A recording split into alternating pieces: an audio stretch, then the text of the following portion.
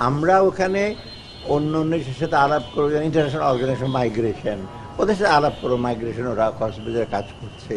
তাছাড়া ইউএস ট্রেজারির সাথে হয়তো আমি ডিরেক্ট আলাপ করবো না, অফিসার আলাপ করবে। আমাদের ট্রেজারির সাথে রূপপুর প্রজেক্টটা নিয়ে একটু ইস্যু আছে, পেমেন্টের ব্যাপার নিয়ে, ওটা নিয়ে আমরা অলরেডি আলাপ করেছি। স্যাংশন আছে, ওরা স্পেশাল কিছু করা যায় কিনা ওই ব্যাপারে। তাছাড়া আমি একটা ইসে করবো, বিজনেস কাউন্সিলের সাথে আলাপ করবো। ওখানে ইউএস যেটা কমার্স, যেটা আমাদের এফবিসির মতো বিরাট একটা কমার্স অ্যাসোসিয়েশন আছে, ওখানে প্রায় 70 থেকে 80 জন world top rated company, Chevron বলেন, মেটলাইফ বলেন, অ্যারামকো বলেন, ওরা সবাই অংশগ্রহণ করে।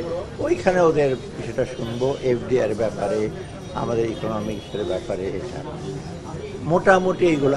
আরেকটা আছে আটলান্টিক কাউন্সিল প্রাইভেট ইনভেস্টার, ওদের সাথে আমি যোগাযোগ করব, কারণ ইনভেস্টার এখন আমরা যাচ্ছি ইউএসের সাথে যতটুকু সম্ভব সরকারের লেভেলে, মানে মাল্টিলেটারাল লেভেল অথবা বাইলেটারাল লেভেল ছাড়াও প্রাইভেট সেক্টরের সাথে এঙ্গেজ হতো। ওখানে ইভেন এনার্জি সেক্টরের অফিসারদের সাথে দু একজন আলাপ পাবে, কারণ এনার্জি ব্যাপারে আমরা ওখান থেকে এনার্জি এখন আনবো কিনা, কারণ যে ট্রাম্পের এটার ফলে তো আমাদের ইম্পোর্টের ব্যাপারে, ইউএস ইম্পোর্টের ব্যাপারে একটু এমফেসিস দিতে হবে আমাদের, কারণ আমরা এক্সপোর্ট যে করি তার চেয়ে বেশি, তার চেয়ে কম ওরা ইম্পোর্ট করে, এই জন্য ট্রেড ডেফিসিটটা হয়েছে।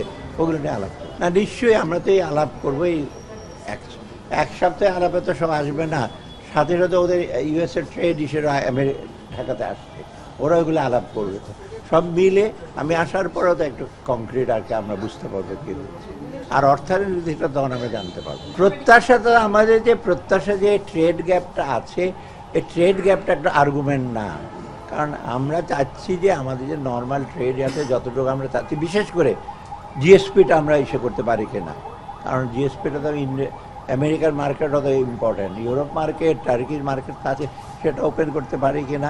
অথবা আবার সাথে সাথে আমরা এখন এই 3-4 মাসের মধ্যে চেষ্টা করব এক্সপোর্ট, অলরেডি তো এক্সপোর্ট ডাইভার্সিফাইড করা আছে, কিন্তু সেগুলো ওইসব জায়গায় যাচ্ছে না, বিকজ আমাদের ব্র্যান্ড, কোয়ালিটি, মার্কেটিংয়ের ব্যাপার, সেগুলো কিছুটা ওপেন করা যায় কিনা। মোট কথা ট্রেড হিসেবে না, আরেকটু যদি আমরা ইউএসের সাথে যদি আমরা আরেকটু বেশি বিস্তার লাভ করতে পারি, কারণ এখানে স্কোপ হয়তো আছে, কারণ চায়না তো রেস্ট্রিক্টেড হয়ে গেছে অনেক, কারণ যদি বাংলাদেশ ওখানে এন্ট্রি করি।